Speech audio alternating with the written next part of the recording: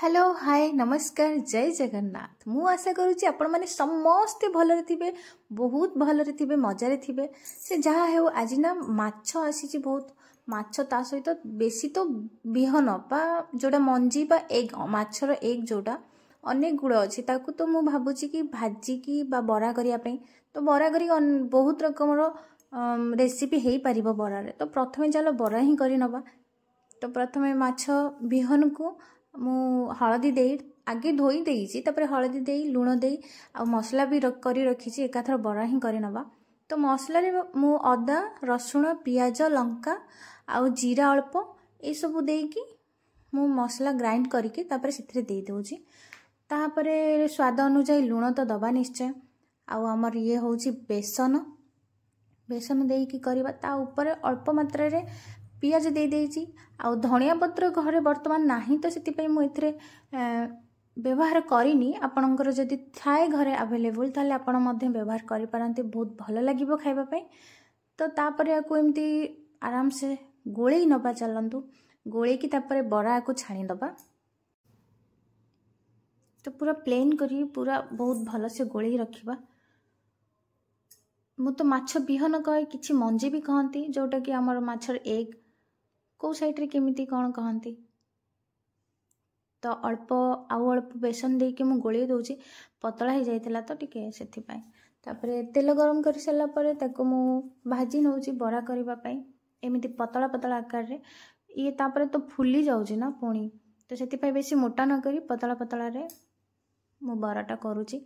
आपन तो जानिथिबे बरा को नेकी अनेक रकम रेसिपी तयारी हे पारुची जेमिति बरा करि सला पर ताको आलू देकी तरकारी करले भी बहुत भलो लागिबो खाइबा पे।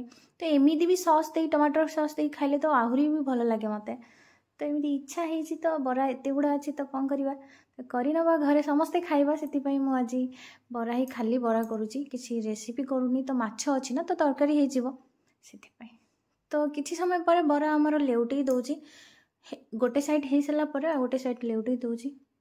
तो एमिति हमर बरा हे जो बहुत जल्दी आ एटा बहुत जल्दी हे जो पूरा गरम गरम खाइबे ना बहुत भल लागियो।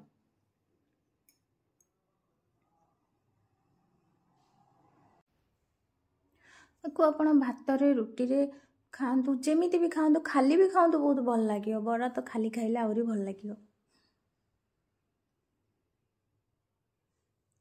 तो गोटे साइड हे गला पर सेपट मध्य कर देछि तापर आहुरी बिहन रही ताको पुणी छाणिबा पई। तो ये ऑलमोस्ट हमर हे गलानी ताको गोटे पात्र को एबे चलंतु बाहर करि नबा। तापर पुणी आउ गोटे थर भी बरा करिवार अछि ना। तो एबे मु बाहर कर नउछि गरमा गरम बरा।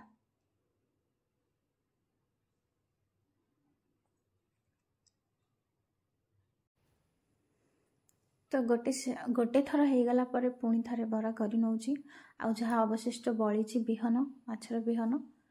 तो एमिति बरा हे सला पर मु भाबिनी कोन करबी मु भाबुछि कि तरकारी करि नबा पई देखिबा किछि तरकारी करि नेबी किछि एमिति ही रखि देबी खाली खाइबा पई।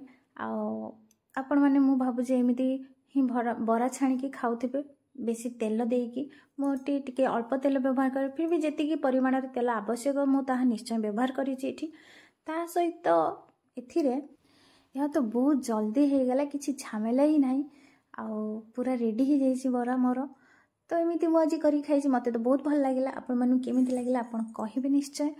तो समस्त को भल पांतु पशु पक्षी मान को भल पांतु तांको दया करंतु तांकर तो आम मान छड़ा केही नाहांती ना।